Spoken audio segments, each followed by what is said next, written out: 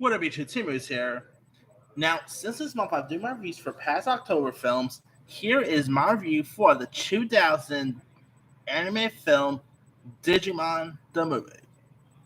Now, of course, I'm doing this because this month we actually see the releases of two major anime series getting turned into features. Of course, we got a new Pokemon film premiering on Netflix this week, and there's also that My Hero Academia. So, I mean, they're not pretty much the only anime films that pretty much got released in the month of October.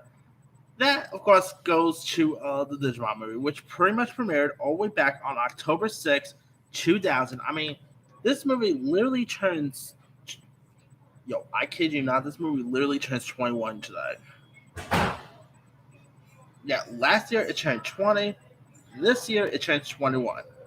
Holy cow. I remember watching this thing. I mean, let me just be for real. The soundtrack, by the way, was awesome. I mean, you literally had songs from Kids of America. You literally have the Smash Mouth theme song before Shrek made that song popular.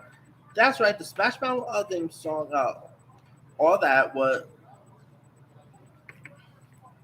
All Star, I say, not all that. The Smash Mouth theme song of All Star has been featured in movies before Shrek made that song popular. Okay, it was featured in Digimon, Rat Race, Mystery Man. So yeah, but anyway, now Digimon. I of course was a fan of Digimon back in the days.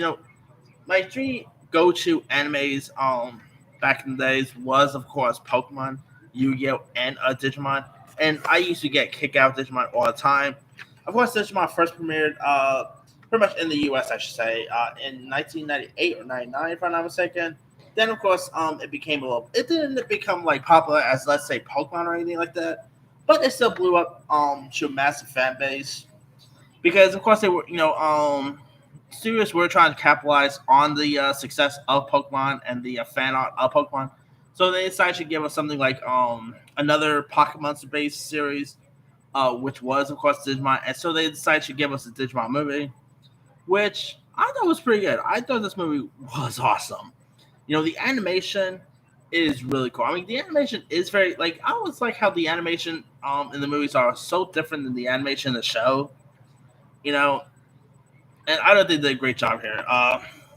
Of course, this time around, you got the internet that becomes a battlefield for the Digidestineds and their Digimon companions, and they embark on the greatest adventure yet, where like this powerful new Digimon hatches and begins to consume data at an exponential rate, and so like the internet Digimon rapidly digivolves into its mega form, the Diabormon, who is of course taking over worldwide communications in the process.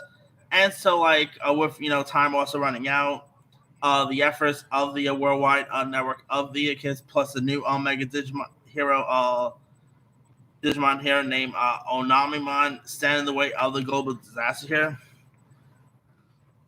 I mean, it actually even features like not one but two different stories here. The first story, of course, features the character of Tai and Kari 4 years before their adventure in the digital world, and it shows their like first encounter with Digimon and what happens to them, as well as the other children here when they participate in their first Digimon battle after raising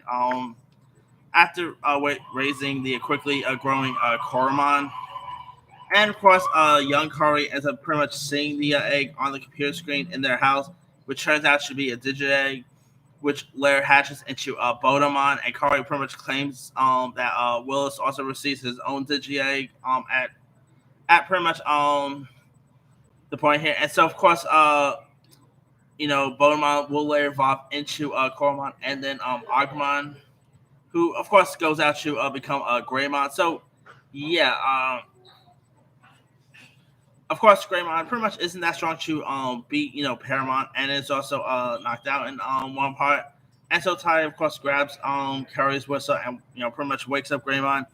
And so of course the battle between Greymon and Paramount is really intriguing there. Then of course like you got loads of you pretty much also got both TK and Corey, who of course you guys know TK is the younger brother of Matt, while Corey is the younger sister of Ty.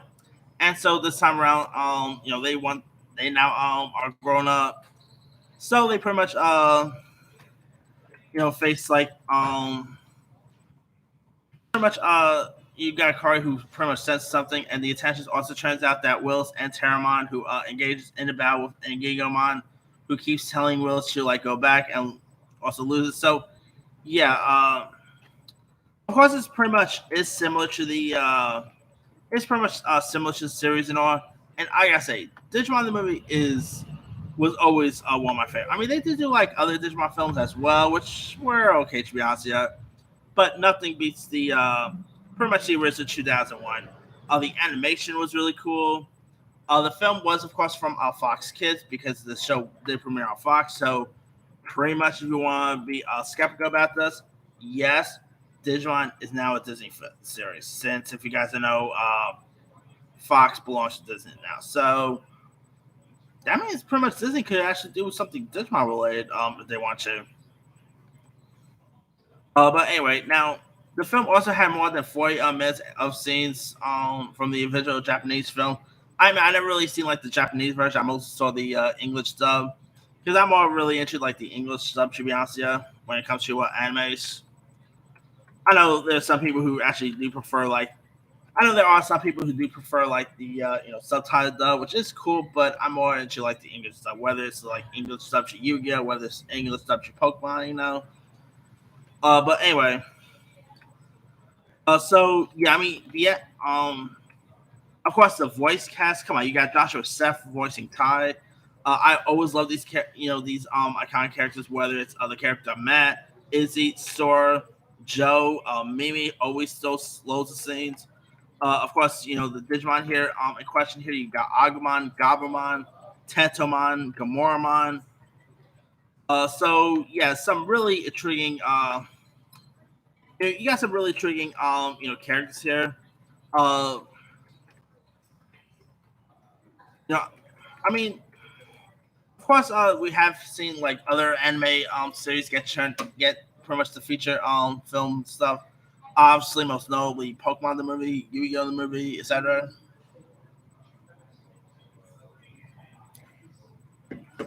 So,